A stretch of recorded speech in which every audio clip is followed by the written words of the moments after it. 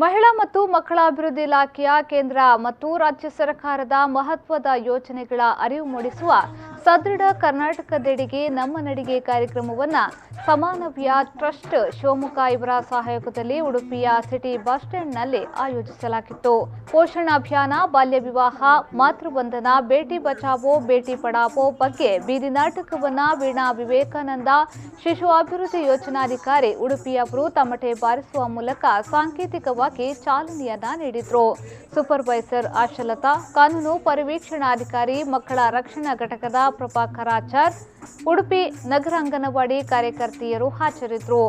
ಸಮನ್ವಯ ಕಲಾವಿದರಾದ ಲೋಕೇಶ್ ಭಕ್ತಿನಕಟ್ಟೆ, ಹನುಮಂತಪ್ಪ, ಆಶಾ, ರಾಮು, ಜ್ಯೋತಿ, ಅಶೋಕ್ ಕುಮಾರ್ ಬೀದಿ ನಾಟಕವನ್ನು ಪ್ರದರ್ಶಿಸಿದರು.